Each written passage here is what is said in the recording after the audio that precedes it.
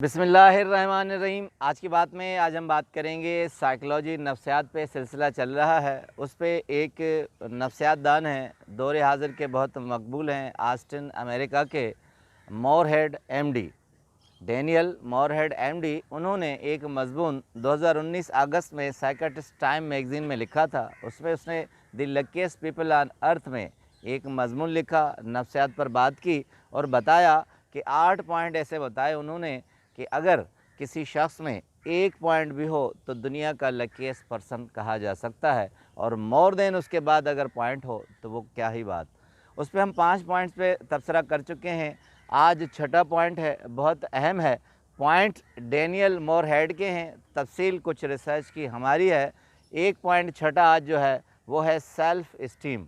Self esteem से मुराद है ख़ुद एतमादी।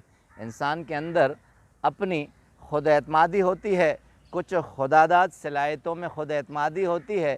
यही ख़ुद एतमादी इंसान को दुनिया में आगे लेकर चलती है और उसे लकीएस्ट पीपल के लिस्ट में शामिल कर देती है।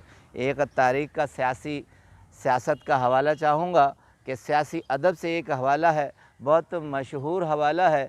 एक किताब है जो दुनिया में बहुत मशहूर और मानी जाती है, सेकंड वर्ल्ड वार से मुंसलिक है, the diary of young girl. Diary of young girl का बैकग्राउंड आज आपको मैं बताऊंगा, और हो सके उसके बाद उस डायरी से इक़्तिबास का दूसरा सेशन हम करें। बात तवील है।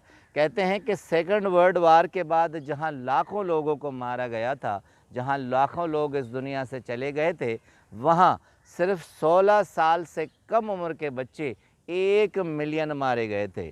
मगर 1 मिलियन जो बच्चे मारे गए थे जिसकी फ़िगर थी, वो कहते हैं न किसी फायरिंग से मारे गए, न किसी बॉम्बिंग से मारे गए, मगर ये हिटलर की अकूबत से जेलों में टार्चर करके मारे गए थे और डेथ सेल में मारे गए थे। 1 मिलियन बच्चे 16 साल की कम उम्र के। उसमें से एक और बच्ची थी जिसका नाम दुनिया में आज तक जाना जाता है, उसका नाम एन फ्रैंक था। एन फ्रैंक जर्मनी ही की थी, हिटलर के ही मुल्क की थी। फ्रैंक में पैदा हुई थी और 12 जून 1949 को पैदा हुई थी, मगर उसका जुर्म यही था, उसकी सज़ा यही थी कि वो यहूदी थी। हिटलर ने एक मुहिम शुरू की थी एंटी ज्यूइश की, और उसने फिर सारी दुनिया में, अपने मुल्क में भी सारे यहूदियों का जीना दोबर कर दिया।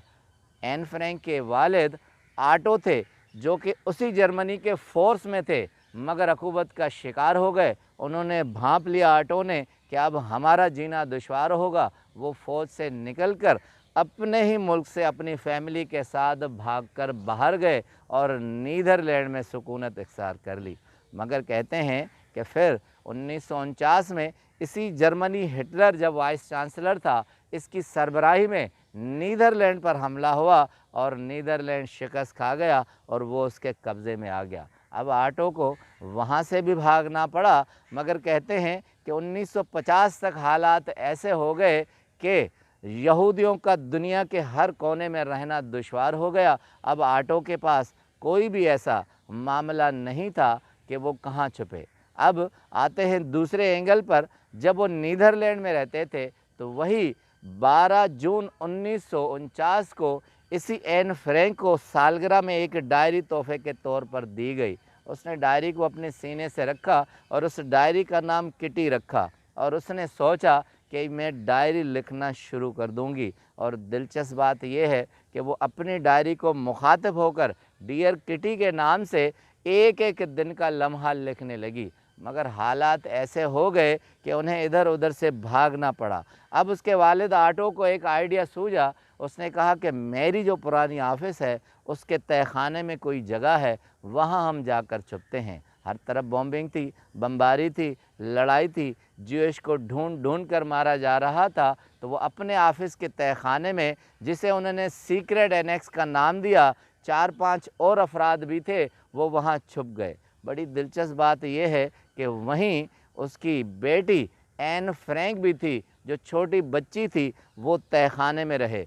फिगर बताती है, तारीख़ बताती है कि 2 साल तक वो अंडरग्राउंड रहे, सीक्रेट एनेक्स में रहे। वो थोड़ा बहुत दूर जाते थे और फिर ज़्यादा नहीं निकलते थे। अब क्या किया जाए? इस एन फ्रैंक ने इतनी बड़ी सज़ाओं और उक़ूबतों और इतने खौफ के बावजूद भी अपनी डायरी को निकाला और एक एक दिन के हाल वाबस्ता लिखने लगी। बाहर जो कुछ हो रहा था, जो उसे मालूम होता था, वो सब कुछ लिखती थी। पेज के पहले ही सिफ़े में उसने लिखा है कि मैं जब अच्छे हालात में अपने स्कूल फ्रेंड के साथ एक film the light house keeper देख रही थी, तो मुझे ख़याल आया कि ये लाइट हाउस कीपर जो इतनी रोशनियों से लबरेज़ है, मैं उन अंधेरों के बारे में इस डायरी में लिखूं जो मेरे इर्द गिर्द घूम रहे हैं। मगर हालात का करना क्या हुआ कि 1942 की ये डायरी 1943 में वहीं सीक्रेट एनेक्स में छापा पड़ गया। जर्मन फ़ोर्स को मालूम हो गया। कहते हैं आज तक ये मालूम नहीं हो सका कि जर्मन फ़ोर्स ने ये तहखाना किस तरह ढूंढा और किस तरह बताया गया। अब सारी फैमिली को बाहर लाया गया, डेथ सेल में रखा गया। ये बीमार पड़ गई और 15 साल की उम्र में एन फ्रैंक वहीं डेथ सेल में फ़ौत हो गई। और उसका बाप कहते हैं उस डेथ सेल से कहीं और निकल गया था।